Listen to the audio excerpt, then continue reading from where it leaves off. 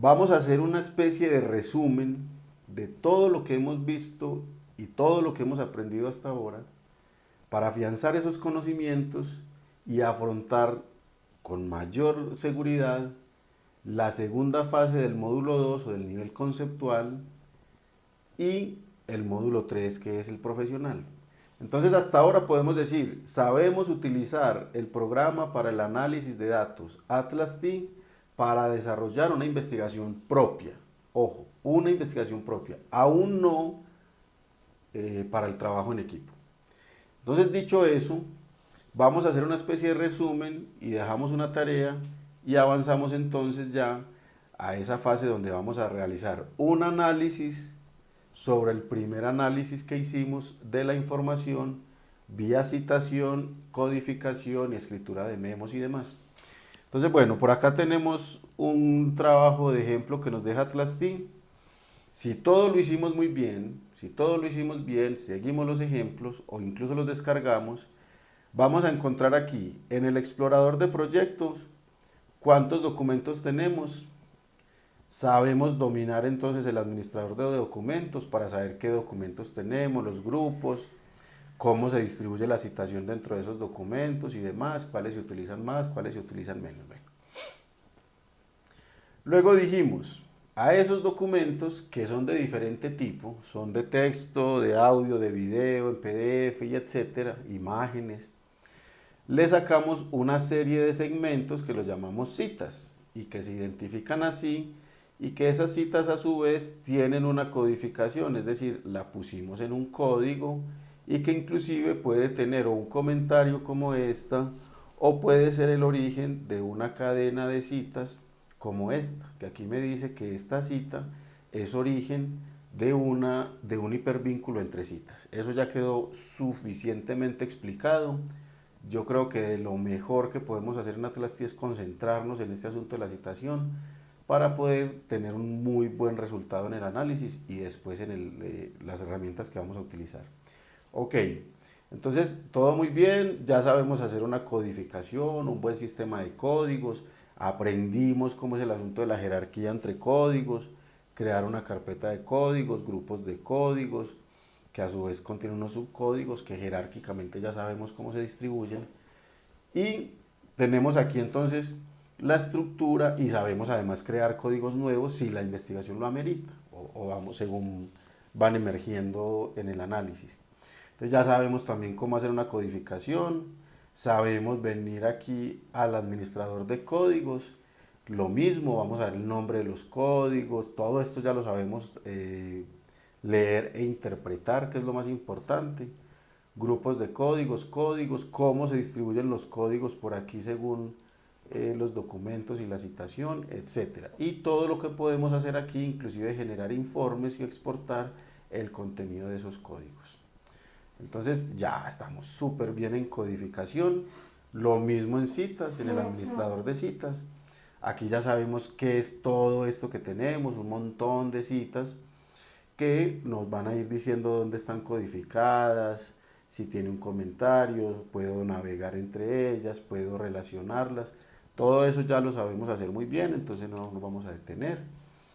Y podemos lo mismo, importar, exportar, generar un informe y hacer una serie de actividades. Bien, vamos a anclarnos por aquí.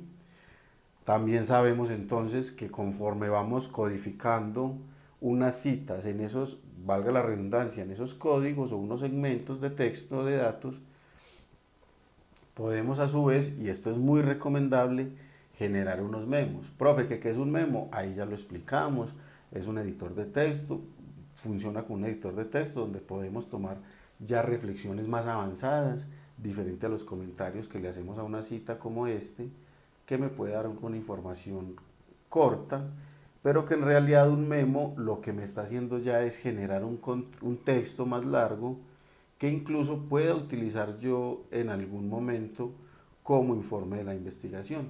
¿Listo? Y que se puede convertir a un documento, bueno, eso ya lo sabemos hacer. Conforme fuimos avanzando en ello, entonces también sabemos que esos memos los podemos vincular con citas, bueno, citas que están codificadas y etcétera.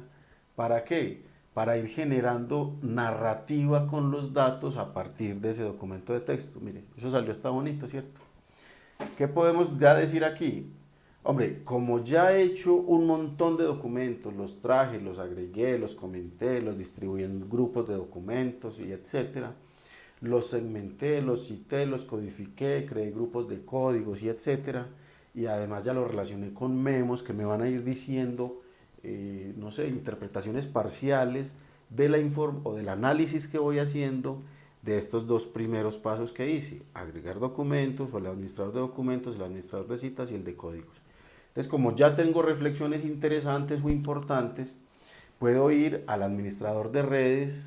Bueno, el administrador de memos ya lo tenemos aquí, lo mismo, funciona muy similar, ya lo sabemos, los memos, los grupos y demás. Y entonces ya puedo venir aquí a decir, bueno, y el administrador de redes, ¿qué me va a decir? Hombre, ¿cuáles son las redes? Y ya sabemos hacer redes ad hoc o a propósito de una sola entidad. Entonces ya sabemos que si yo quiero mirar la red de este código, le digo mostrar en red, me dice abriendo red ad hoc y me va a traer toda la información que está relacionada con ese código. Y puedo inclusive darle clic derecho, agregar vecinos y decirle tráigame las citas de ese código. Y bueno, puedo jugar con esto de manera pues incluso muy bonita, puedo cambiar aquí el diseño. Todo esto ya lo sabemos hacer. Puedo darle un nivel jerárquico, no sé. Ya lo sabemos administrar. Y entonces esa sería una red ad hoc.